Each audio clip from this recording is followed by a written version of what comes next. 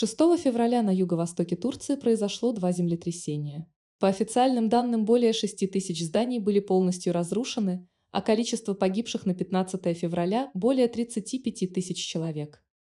Это большая трагедия, которая имеет не только гуманитарные и экономические, но и политические последствия для Турецкой Республики. Для объективной оценки этих событий и их последствий мы предлагаем вам послушать альтернативную точку зрения из уст журналистки Тани Карацуба Сеид Бурхан.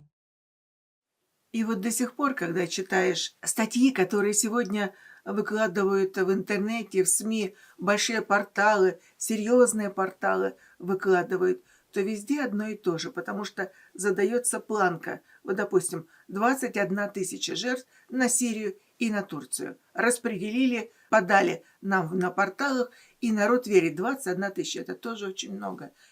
Ну что же идет? Передел мира.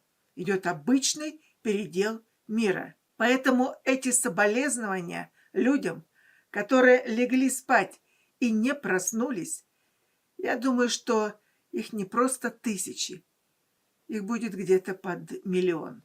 Потому что то, во что превратились здания, которые рухнули, там выживших быть не может. А это огромное количество. Ведь объявили только тех погибшими, кого нашли. Тех, кого мы называем президенты и чиновники высокого ранга. Свойство их занижать численность погибших.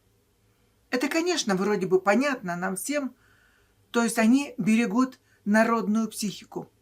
Психику от того, что если бы мы узнали, что, допустим, сегодня в Турции и Сирии не 21 000 погибших, а 2,5 миллиона, то что бы вы сказали? Насколько сильно подействовало бы это на вашу психику? Ведь трясло огромное количество населенных пунктов и городов. Полный отчет мы не получим никогда, несмотря на то, что Турция все-таки развитая страна, и что... Но все эти что, друзья, они ничто по сравнению с тем, что у Эрдогана выборы на носу, и что все-таки это слишком большой удар по стране. Что это было? Очень просто. Турцию одним днем, за одно утро, ее выбили из всех военных игр. Турции сегодня будет уже не до военных игр, где она также участвовала, то помогала Украине, байрактары поставляла, и где-то Россия тоже пыталась что-то помочь, но в большей степени это касалось Украины, потому что беспилотники пошли туда. А Россия договорилась выпускать беспилотники в республике Татарстан вместе с Ираном. Что же касается турецких сегодня действий, друзья, то Эрдоган теперь надолго будет занят своей страной. С международной арены его вытеснили. Татарстан больше не будет давать деньги общественным и образовательным организациям на развитие и сохранение татарского языка в регионе и за его пределами. Соответствующее постановление было подписано премьер-министром РТ Алексеем Песошиным. Татарский язык понятен для всех тюркских народов. Известная блогерша из Казахстана Балнур и полиглот из Якутии сошлись во мнении о том, что общим языком для всех тюркских народов может стать татарский язык. Но я вот имела в виду, не используя русский и английский язык, чтобы все тюркские народы друг друга понимали. Ну, язык, какой язык может быть серединой всех тюркских языков, по-вашему? Ну, по-моему, Я кажется, бы татарский даже язык. Ну, это, по-моему, Да, так кажется. татарский может быть, уйгурский очень претендует на вот этот. Прям середина, чтобы все понимали друг Да, друга. да, татарский, наверное, вот где-то вот даже будет середина, да, я бы сказал. Потому что и носителей больше, и много написано на нем, да, как бы лингва франка может стать, да, татарский, да, потому что он очень понятный, очень мягкий. И, Да.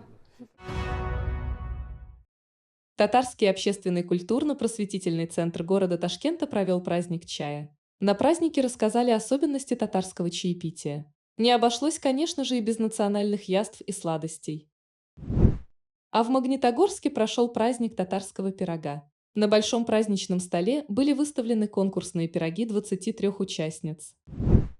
В Тобольском районе прошли Дни татарской культуры. На фестивале выступили артисты, прошла ярмарка с угощениями, а также конкурсы, игры и выставка декоративно-прикладного творчества. В Пензенской области прошел семинар учителей татарского языка. В рамках семинара обсуждались вопросы сохранения родного языка, культуры и традиций. В Москве прошел круглый стол с участием представителей татарстанских СМИ, духовных и общественных организаций, поэтов и писателей.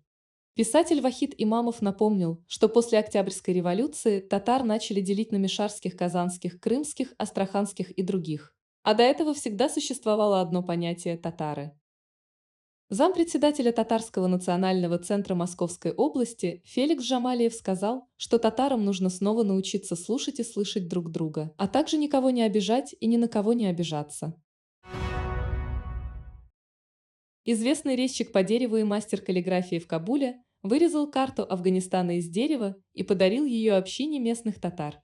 Татарские провинции Афганистана он выделил синим цветом. Афганские татары за короткий срок проделали невероятный скачок в восстановлении и развитии своей нации, сказал он. Министр промышленности и торговли Афганистана провел встречу с татарстанской энергетической компанией и крупнейшими инвестиционными фондами Афганистана, Пакистана и Ирана. По итогам было решено, что Афганистан выделит энергетикам Татарстана $1 миллиард на строительство угольных электростанций. Президент аналитического центра консультации по международной политике и экономике Фикрет Шабанов дал интересное интервью украинским журналистам. Это альтернативная точка зрения, которая может помочь начать лучше понимать мировую политику и события, которые разворачиваются сейчас по всему миру. Вы знаете, например, что у нас энергоресурсы и даже технологические ресурсы есть в Татарстане, энергоресурсы в Башкортостане. Турецкий Крым – это миф, татарский Крым – это не миф.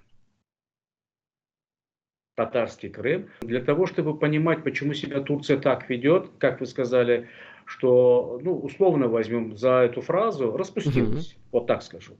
Но это обуславливается тем, что ей позволили. Теперь надо задать вопрос, кто это позволил. Мы знаем, что длительное время руководитель английской разведки MI6, господин Мур, был в Турции, жил в Турции и считается личным другом Эрдогана. Нужно освободиться от мысли, какие-то международные законы, какие-то международные правила. Они написаны для слабых. Тот, кто сильный, вот Россия вошла на вашу территорию, где ваши международные законы? Чего же они не работают? Сейчас не сила права, а право силы. Условно, золотой миллиард – это конгломерат корпораций, национальных элит и наднациональных правителей мира. Ватикан в Европе. Ватикан – это союз европейских монархий. Это союз европейского капитала, которым удалось договориться и объединиться. Личность очень много значит в истории. Но в данном случае, если мы говорим о личности Путина, во-первых, я его называю злым гением. Это первое. Во-вторых, если смотреть с точки зрения англосаксов, я его называю великим человеком для саксов. Потому что умудриться уничтожить страну 140 миллионов, умудриться заставить брата убивать брата, это нужно еще, грубо говоря, нужно иметь какие-то извилины. Вот. И, естественно, дальнейшая ситуация, потому что как будут распадывать или разламывать Россию, к этому идти осознанно действительно нужно иметь, я опять говорю, нужно быть злым гением, чтобы до этого дойти, или иметь союз с дьяволом, условно буду говорить. Но не каждого выбирают на эту должность. В мире существует 3 формы управления народами. Саксонская, французская и условно называем российская, условно называем. Объясню, в чем разница. Саксы всегда договариваются с вожаками. Так дешевле, так проще. И за его деньги. Ты денег не тратишь. Французы создают элиту. Вот у вас была создана профранцузская, ватикановская элита. Она просто тусовала колоды и меняла артистов. Так называемых людей, которые управляют страной. Российская или иранская, то есть с исламским лицом, она называется социалистическая. Когда грубо говоря, чтобы создать государство проект, нужно тратить деньги. Учить русскому языку все народы. Заставить их отказаться от религии, то есть вот эта коммунистическая идеология. В иранском же варианте только шиизм, там не допускаются другие религии. Но бесплатное обучение, бесплатное образование заставляет людей интегрироваться и создание вот такого общего проекта, где верхняя элита сама тоже выбирает и сама тоже управляет. Некий симбиоз. То есть я хочу сказать, что то, что мы с вами сейчас обсуждаем, что будет с Путиным, за него переживать не надо. В каком отношении? То есть если он был проблемой, поверьте, если можно убить Джохар Дудаева простым спутником, наведением ракеты, в любом случае можно было убрать товарища Путина. Не убирают Нет, же, не нет, ликвидируют. не убирают, потому что не нужно. Он должен выполнить план по децентрализации Развалу? России, да, развалу России, по уничтожению российской государственности, по уничтожению людского материала российской государственности, уничтожению его экономики, параллельно с этим утащив за собой все проекты Ватикана. Спущено сверху решение, что проекта российского государства больше не будет.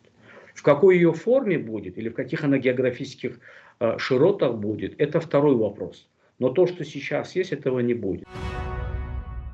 Это все на сегодня. Спасибо за просмотр. Ставьте лайки, подписывайтесь на канал и будьте в курсе главных новостей татарского мира. Если хотите увидеть какую-то новость в следующем выпуске, то обязательно напишите нам в редакцию.